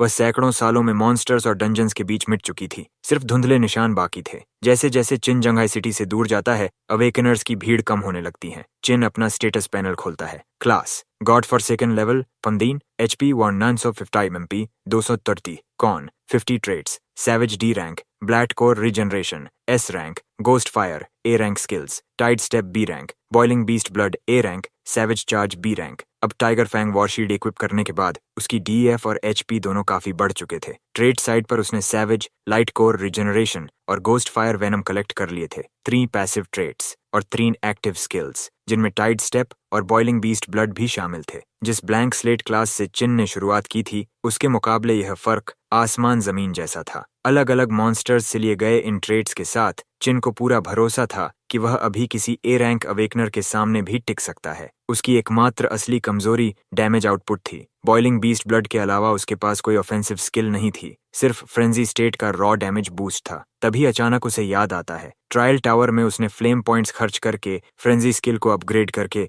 बॉइलिंग बीस्ट ब्लड बनाया था, तो असली काम फ्लेम पॉइंट्स का यही था। अब जब ट्रायल टावर क्लियर हो चुका था, उसके पास अच्छा खासा स्टॉक होना चाहिए। फ्लेम पॉइंट्स चेक, प्रॉम्प्ट तुरंत सामने आता है। Flame points acquired 85, view upgradable skills. उसके पैनल में मौजूद सारे ट्रेड्स और स्किल्स चमक उठते हैं। Savage upgradable, tide step upgradable, लेकिन बाकी सब ग्रे थे। Insufficient flame points. तो ऐसे काम करता है, चिन समझ जाता है। हर अपग्रेड टियर की कीमत पिछले टियर से कई गुना ज्यादा बढ़ती थी। ट्रायल टावर में B रैंक फ्रेंजी को A rank boiling beast blood बनाने में सिर्फ 10 फ्लेम पॉइंट्स लगे थे, लेकिन अब A rank boiling beast blood को S रैंक तक धकेलने के लिए पूरे 100 पॉइंट्स चाहिए थे। पूरे टावर क्लियर करने के बाद भी उसके पास इतने नहीं थे, और लाइट कोर रिजनरेशन जो पहले से S रैंक था, उसे डबल S तक पहुंचाने के लिए पूरे 1000 पॉइंट्स चाहिए थे। अब प्रायोरिटी साफ थी, जितने ज्यादा हो सकें उतने फ्लेम पॉइंट्स जमा करो। चिन को याद आता है कि एक गॉब्लिन मारने पर सिर्फ 1 पॉइंट मिला था, जबकि 100 से ज्यादा स्मॉल गोस्ट फायर स्पाइडर्स मारने पर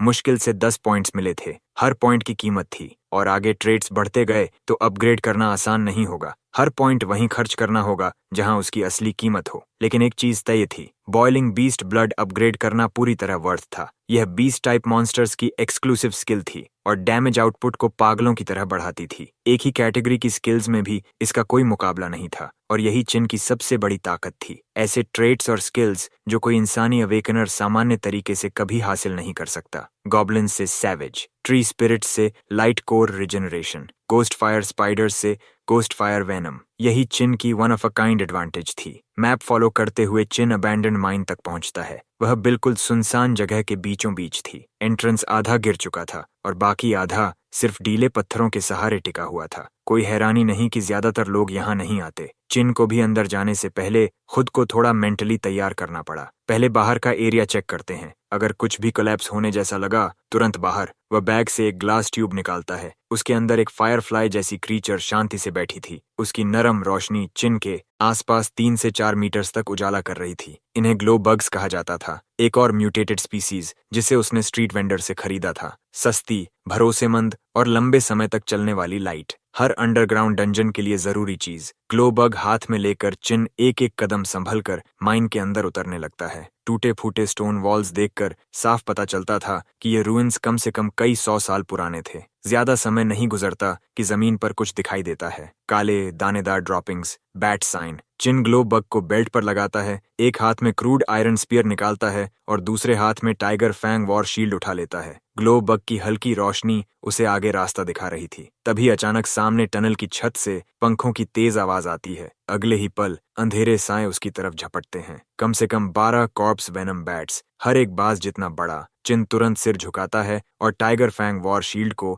अपने सिर और सीने के ऊपर उठा लेता है। अगले ही पल लगातार भारी टक्कर की आवाजें गूंजती हैं, लेकिन चिन मुश्किल से आधा कदम पीछे खिसकता है। डैमेज 0। यही गोल्ड रैंक शील्ड की ताकत थी। उसका स्ट्रॉन्ग ब्लॉक पूरे एम्बुश को अब्सॉर्ब कर चुका था। बैट्स ऐसे शील्ड से टकराईं जैसे किसी दीवार से टकरा गई हों। कई जमीन पर गिर गईं। स्टन्ड। चिन एक पल भी बर्बाद नहीं करता। स्पीयर उठाता है और सबसे नजदीक गिरी कॉर्प्स वेनम बैट के शरीर में जोर से घुसा देता है। ब्लेड मांस के अंदर धंस जाती है और उसके ऊपर डैमेज नंबर फूट पड़ता है। इट्स ऑफ 7 HP बार सामने आ जाता है। Corps venom bat level 11 HP 432। हर बैट के पास लगभग 400 HP थी। एक बार में 3-4 खत्म। चिन तुरंत दूसरा थ्रस्ट मारता है और बैट वहीं गिर जाती है। सफेद रोशनी चिन के ऊपर फैलती है। उसका एक्सपीरियंस बार साफ बढ़ता हुआ दिखता है। चिन के करंट लेवल के हिसाब से यह डिसेंट XP था, लेकिन एक बैट की मौत बाकी सभी को डरा देती है और अगले ही पल बाकी सारे बैट्स हर दिशा में भागने लगते हैं। अंधेरी तंग सुरंग में बचने की कोई जगह नहीं थी। बैट उसके पीछे फिसलकर पहुंचा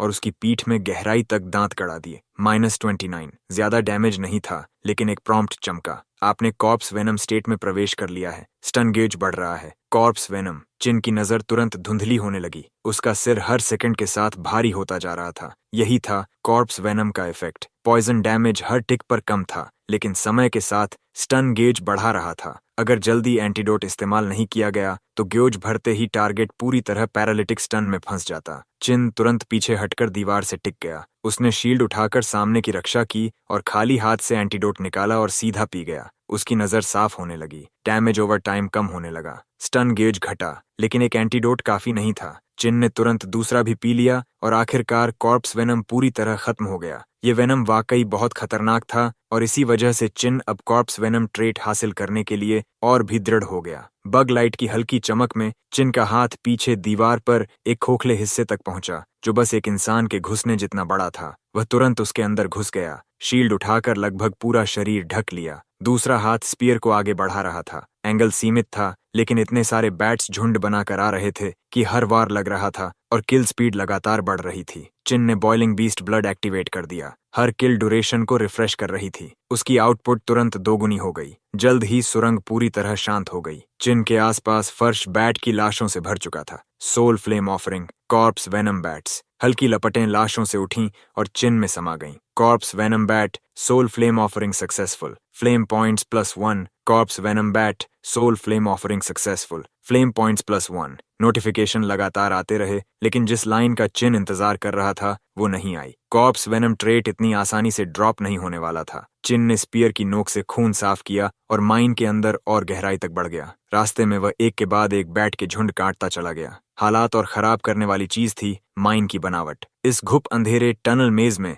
बैट्स हमेशा चिन को उससे पहले महसूस कर लेते थे। जैसे ही वह किसी नेस्ट के पास पहुंचता, वे पहले ही हमला कर देते। एक छोटी सी गलती और फिर एक और बाइट, एक और कॉर्प्स वेनम प्रॉक। लेकिन XP बहुत अच्छा मिल रहा था। व्हाइट लाइट लगातार चिन में समा रही थी। उसका लेवल बढ़कर 17 पहुंच गया। उसने बैट की हर सोल फ्लेम ऑफर कर दी। नोटिफिकेशंस जमा होते गए और आखिरकार वो आवाज आई जिसका चिन इंतजार कर रहा था। Trait acquired. कॉर्प्स वेनम मिल गया। चिन मुस्कुराया और अपना ट्रेड पैनल खोला। वहां था हरे रंग का corpse venom entry, corpse venom rank B, attack corpse venom apply करता है जो पॉइजन डैमेज ओवर टाइम देता है और स्टन गेज बढ़ाता है। बिल्कुल असली वाला, सीधे सोर्स से। चिन अच्छी तरह जानता था कि इसका शिकार बनना कैसा लगता है और किसी ह्यूमन अवेकनर पर इसका असर और भी ज्यादा होगा। Ultimate crowd control venom. तभी माइन की गहराई में खड़ा चिन अचानक अपनी रीढ़ में ठंडक महसूस करता है। उसने ऊपर देखा, दो आंखें लाइट बल्ब जितनी बड़ी सीधे ऊपर से उसे घूर रही थीं। चिन ने ग्लो बग ऊपर उठाया और देखा कि एक कॉर्प्स वेनम बैट चट्टान से उल्टा लटका था, लेकिन आम बैट से 3 गुना बड़ा। उसके सफेद दांत खंजर जैसे चमक रहे थे।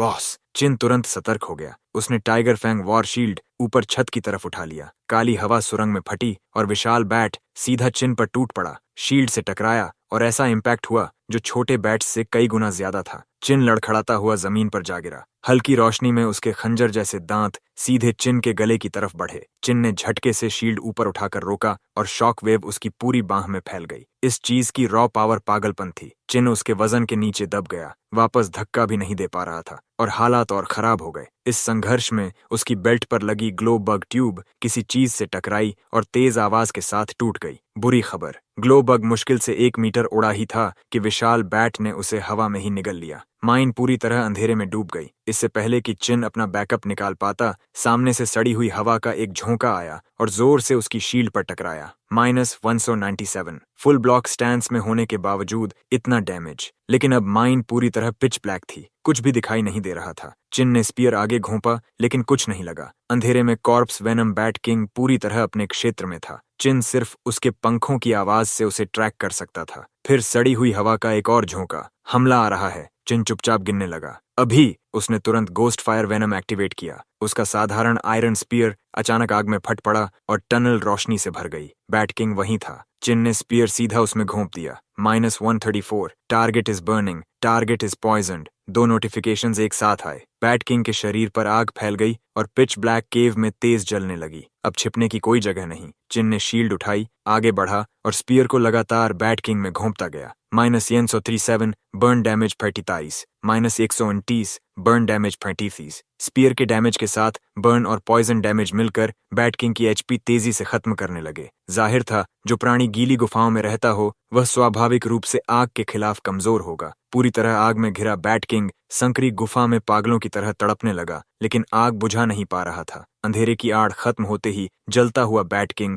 चिन के सामने चमकता हुआ टारगेट बन गया। चिन लगातार आगे बढ़ा। शील्ड पहले, स्पीयर पर गोस्ट फायर वेनम चढ़ा हुआ। हर बार मिक्स्ड डैमेज दे रहा था। कॉर्प्स वेनम बैट किंग की एचपी लगभग खत्म हो चुकी थी। मौका मत गंवाओ। चिन ने बॉइलिंग बीस्ट ब्लड एक्टिवेट कर दिया। उसके शरीर में ताकत का विस्फोट हुआ। डैमेज और अटैक स्पीड दोनों पागलों की तरह बढ़ गए। -219, -258। कॉर्प्स वेनम बैट किंग ने आखिरी बार चीख मारी और गिर पड़ा। अबैंडन्ड माइन का बॉस एक साधारण आयरन स्पीयर से मारा गया। चमकदार व्हाइट लाइट चिन में समा गई और उसे पूरा एक लेवल ऊपर पहुंचा दिया। उसी समय बैट किंग की लाश से एक सोल फ्लेम उठी। Soul flame offering corpse venom bat king. Chin ने बिना झिझक रिचुअल शुरू कर दिया। Corpse venom bat king, soul flame offering successful. Flame points +15। Trait acquired, sonar scan, linked skill unlock, ultrasonic lock on. Chin कुछ पल के लिए चौंक गया। उसे उम्मीद नहीं थी कि बैट किंग से ट्रेट भी मिलेगा। कोई आश्चर्य नहीं कि अंधेरी सुरंग में बैट किंग हर बार उसे बिल्कुल सही ढंग से ढूंढ लेता था,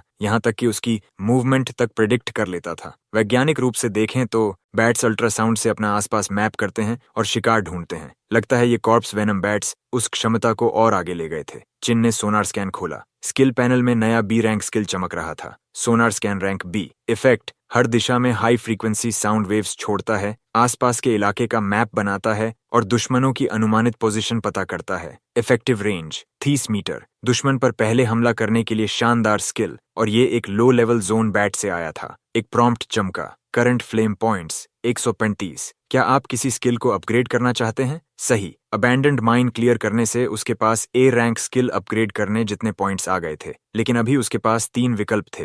ए rank boiling beast blood, B rank tide step और बी रैंक सोनर स्कैन। कुछ पल सोचने के बाद चिन ने फैसला किया। बॉइलिंग बीस्ट ब्लड उसका मुख्य डैमेज टूल था, लेकिन सोनर स्कैन उसे मॉन्स्टर और अवेकनर्स दोनों को पहले डिटेक्ट करने देता था, और पहले जानना हर बार रिएक्शन देने से बेहतर था। अपग्रेड सोनार स्कैन। चिन ने 10 फ्लेम पॉइंट्स खर्च किए। सोनार स्कैन रैंक बी अपग्रेड होकर अल्ट्रासोनिक स्कैनर रैंक ए बन गया। इफेक्ट हर दिशा में हाई फ्रीक्वेंसी अल्ट्रासोनिक वेव्स छोड़ता है, टेरेन को और तेजी से मैप करता है और दुश्मनों की ज्यादा सटीक लोकेशन बताता है। बोनस इनक्लोज्ड स्पेस में इफेक्टिवनेस दोगुनी। Effective range 50 metre. रेंज 30 से 50 हो गई और एक्यूरेसी भी बेहतर हो गई, लेकिन अभी भी काफी नहीं। चिन ने दांत भींचे। अपग्रेड जारी रखो। एक और प्रॉम्प्ट आया, ultrasonic scanner rank A upgrade करने के लिए 100 फ्लेम पॉइंट्स खर्च करें। कंफर्म्ड। 100 फ्लेम पॉइंट्स खर्च हुए। Ultrasonic scanner rank A upgrade होकर ultrasonic lock on rank S बन गया। रैंक एस इफेक्ट ऐसी अल्ट्रासोनिक वेव्स छोड़ता है जो इंसानों को महसूस नहीं होती, आसपास के टेरेन को तेजी से मैप करता है और हर नजदीकी दुश्मन की एग्जैक्ट पोजीशन और मूवमेंट पाथ को पिन पॉइंट करता है। बोनस डॉट बोनस इसमें स्टेल्थ या हिडन स्टेट में मौजूद दुश्मन भी शामिल होते हैं, लेकिन वॉइड स्टेट वाले नहीं। Effective range 100 metre. ये एक एस रैंक स्किल था। चिन को तुरंत महसूस हुआ कि वो 100 फ्लेम पॉइंट्स उसकी जिंदगी का सबसे बेहतरीन निवेश थे। रेंज बढ़कर पूरे 100 मीटर हो गई थी और अब ये स्टेल्थ और हिडन स्टेट वाले दुश्मनों को भी पकड़ सकता था। किसी भी असैसिन बिल्ड का परफेक्ट काउंटर। हाई स्कूल की 3 साल की कम्बैट सिमुलेशन क्लास ने चिन को एक बात सिखाई थी, असैसिन सबसे खतरनाक क्लास होते हैं। स्टेल्थ वाला शैडो असैसिन हमेशा पहला वार कर सकता है, लेकिन अल्ट्रासोनिक लॉक ऑन के साथ अब कोई फर्क नहीं पड़ता। अब चाहे कोई असैसिन चिन पर एम्बुश करने की कोशिश करे, वो लगभग नामुमकिन था। और ये 100 मीटर डिटेक्शन रेडियस का मतलब था कि चिन हाई डेंजर रोमिंग मॉन्स्टर्स से उनके उसे नोटिस करने से पहले ही दूर रह सकता था। चाहे ग्राइंडिंग हो या डंजन रन, सब कुछ ज्यादा सुरक्षित हो गया और ये सब सिर्फ एक अबैंडन्ड माइन से मिला था। अगले 3 दिनों में चिन असली ताकत का स्वाद चखने के बाद जंघाई सिटी के हर लो लेवल जोन को साफ करने निकल पड़ा। Northern wasteland mutant wolf pack soul flame offering से ट्रेट मिला। Blood thirst C rank melee attack किए गए डैमेज का 5% एचपी के रूप में चुराता है। Blue mountain ruins goblin shaman soul flame offering से ट्रेट मिला। Focus D rank INT plus 100 Gale graveyard skeleton soldier soul flame offering से ट्रेट मिला। Death mark D rank poison resistance plus 100। 4 levelling zone साफ करने के बाद चिन level 25 तक पहुंच गया और कई लो लेवल गियर भी हासिल कर ली। Rusted chest plate, leather bracers, rotwood greaves, beast hide boots, सब low grade iron tier. Base defence के अलावा कोई बोनस स्टैट्स नहीं थे, लेकिन पूरा सेट बन गया। इक्विप होने के बाद चिन के स्टैट्स में एक और बड़ी छलांग आई। God forsaken level 25, HP 2920, MP 450, ATK 271, DEF 470, Con 50, MP 105। Starting trait fractured divinity. Traits Savage D rank, Light Core Regeneration S rank, Ghost Fire rank, Bloodthirst C rank। Skills Tight Step B rank, Boiling Beast Blood rank, Savage Charge B rank, Ultrasonic Lock On S rank। जब चिन Janghai city के हर low level zone को grind करते हुए soul flame offering से trades इकट्ठा कर रहा था, उसकी हरकतें अनदेखी नहीं रहीं। देखो, वो चाइन है, वही तथाकथित टॉप सीड जो लो लेवल जोन में रेंग रहा है। और क्या उम्मीद थी, उसने ट्रैश क्लास जागृत किया है। हाई लेवल जोन में जाना सीधा सुसाइड होगा। कितना बड़ा वेस्ट। अगर मैं उसकी जगह होता तो अवेकनर बनना ही छोड़ देता, शहर में रहता, कुक या ब्लैकस्मिथ बन जाता। ट्रैश क्लास हमेशा ट्रैश ही रहता है, चाहे जितनी मेहनत कर लो, कभी कैचअप नहीं कर पाओगे। ये कमेंट्स बिना एक पल सोचे सीधे कम्युनिकेटर के क्लास चैनल में पोस्ट हो रहे थे और कुछ लोग तो यही नहीं रुके, उन्होंने चिन को सीधे टैग करना शुरू कर दिया। क्या हमारे पुराने टॉप सीड को कैरी चाहिए? मुझे डैडी बुलाओ और मैं तुम्हें बी रैंक डंजन से निकाल दूंगा। उस मैसेज के पीछे नाम था फन। सच कहें तो चिन को याद भी नहीं था कि वो कौन है। फन उसने धीरे से नाम दोहराया, लेकिन इस पल के बाद वो उसे कभी नहीं भूलेगा। ऊपर स्क्रॉल करने पर मजाक उड़ाने वाली बातों के ठीक उलट बाओ,